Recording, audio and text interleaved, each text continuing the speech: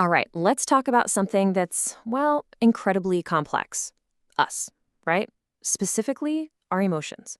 We're going to dive into a really powerful tool that can help us get a handle on them, find some clarity, and just get to know ourselves a little better. It's all about paying attention in a new way. So let's jump right in. You know those days, the ones where you just feel off, kind of foggy, you may be feeling a bit anxious, or maybe a little down, or just weird, and you have absolutely no idea why. We've all been there for sure. But here's the thing, it doesn't have to be a total mystery. And that's exactly what we're going to tackle today.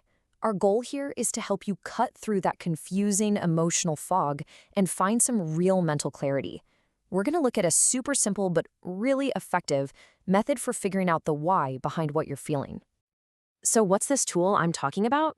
Well, think of it like an emotional compass. It's something that's designed to help you navigate that sometimes tricky inner world of yours. What is it? We are talking about the mood journal. Okay, so what is a mood journal, really? It's not just a diary where you write down what happened. Nope, it's way more specific. It's a tool for tracking your emotions, and this is the key part, the circumstances surrounding them. The whole idea, the whole point, is to find patterns and triggers over time. It's about connecting the dots between your life and how you actually feel. And this is a really, really important distinction to make. Think about it. A regular diary, it basically answers the question, what happened today? Right? It's a log of events. But a mood journal? That's totally different. It's all about answering, why did I feel that way about what happened? See the shift? You're moving the focus from the outside event to your inside response. And that's where you start finding the patterns. Okay, so now we know what it is. But the big question is, why bother, right? I mean, what's really in it for you? What's the payoff for taking a few minutes out of your busy day to do this? Well, let's talk about the actual tangible benefits. And this isn't just fluff. When you look at the research and insights from places like Calm and Healthline, you see 5 key evidence-based benefits that pop up again and again.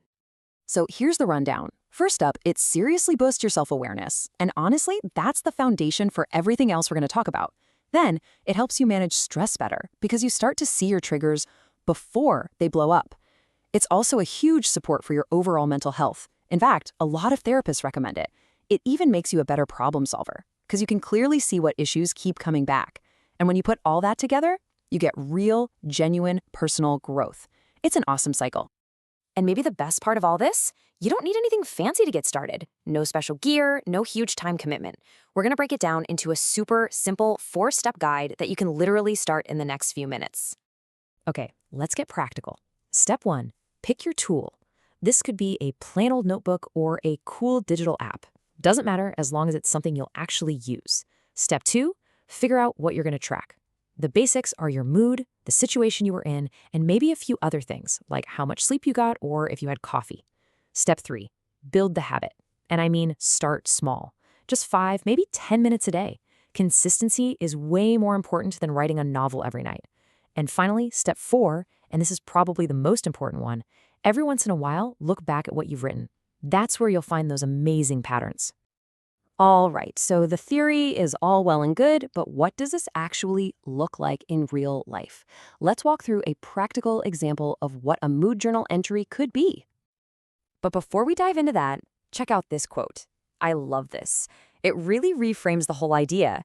It's not just about, writing about your feelings. It's about being a detective. You're on a personal fact-finding mission, collecting data about you. How cool is that? It's such an empowering way to look at it. And this table, this is a perfect example of how you collect that data. Let's break it down. Look at situation. It's super specific, right? A confrontation with a manager. Then emotion. It's not just anxious, it's anxiety level 8. You're adding data. Response captures that gut reaction, heart skyrocketing. But now, look at this last column, suggestions. This is where the magic happens. This is where you go from just reacting to actually reflecting. The suggestion to pause, take a deep breath, realize traffic was out of my control. That's not just an observation. That's a powerful, actionable plan for the next time something like this happens. It's a game changer. So, as we wrap this up, I want to leave you with a simple question. Just for a second, forget all the steps and the theory. Just ask yourself this. What's the one feeling you'd really like to understand better? Maybe it's that knot of anxiety you get, or a flash of frustration, or even a happy feeling that you can't quite place. Whatever it is, that's your starting point. That's the beginning of your very own fact-finding mission.